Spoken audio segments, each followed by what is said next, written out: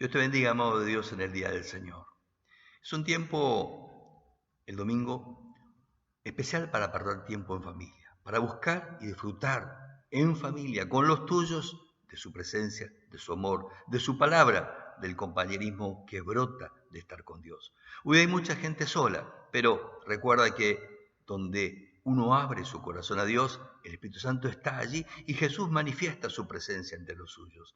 Esta paz que Dios vino a traer, que hablamos la semana pasada, es una paz que comienza por una revolución que Dios hace en los suyos.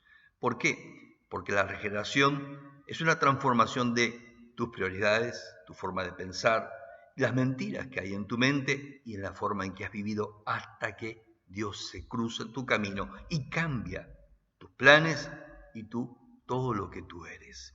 Mientras algunos aceptan precisamente ser llevados a esta crisis que te reconcilia con Dios, otros, como pasó con los judíos que apedrearon a Esteban en Hechos 7:51, resisten la gracia de Dios, resisten el Espíritu Santo.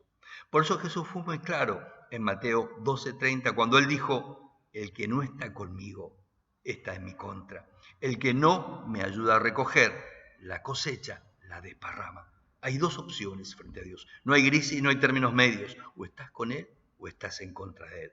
O tu corazón está rendido a Él o no lo está. Otra forma de pensar es un engaño sutil en el cual caen las religiones. Cuando uno presta atención a los conflictos que Jesús afrontó en el tramo final de su ministerio terrenal, hubo varias causas. Ve buscando en tu palabra Marcos capítulo 12. Por un lado, los sacerdotes estaban preocupados y celosos del crecimiento de su popularidad.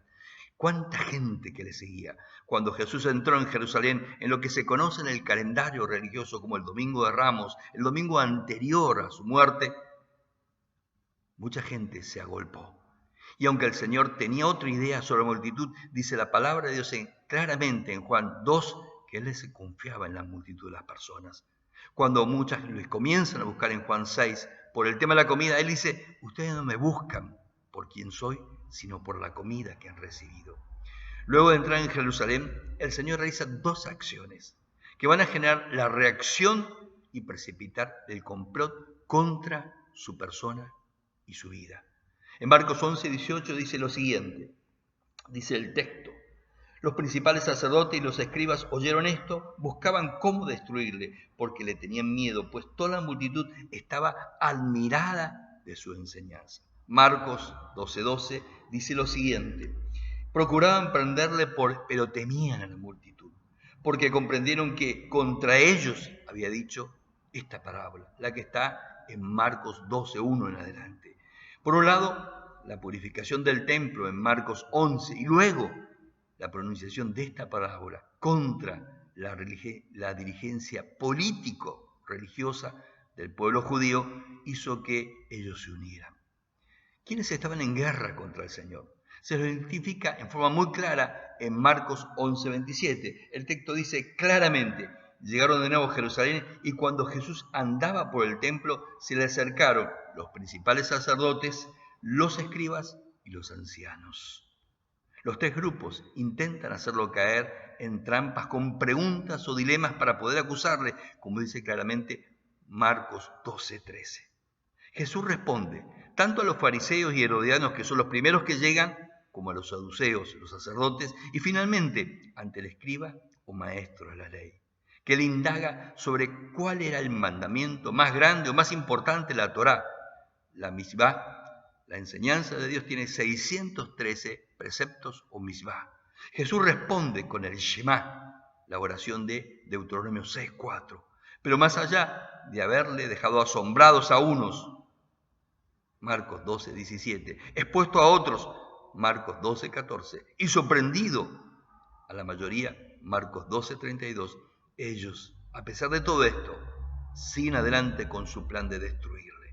Hoy también hay gente que trabaja en contra de la iglesia, habla mal de la iglesia, de los pastores, y busca destruir la obra de Dios. O estás a su favor o estás en su contra.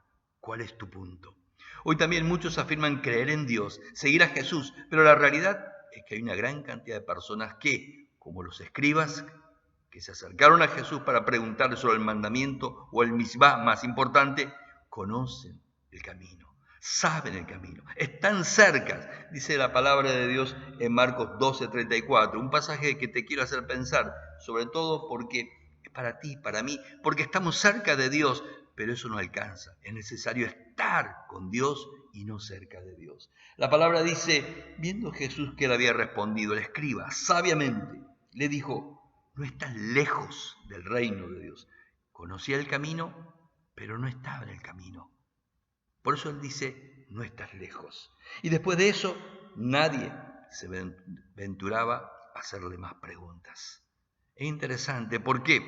Porque es necesario, además de saber el camino, entrar en el reino de Dios, entrar en la voluntad de Dios, reconciliarnos con Dios, porque ese paso implica dejar atrás el reino de este mundo, vivir no solo sabiendo conforme a la fe, sino también a la palabra de Dios. Es allí, en la decisión de ser moldeados y permeados por la palabra de Dios y su voluntad, que se distingue entre los seguidores y los discípulos.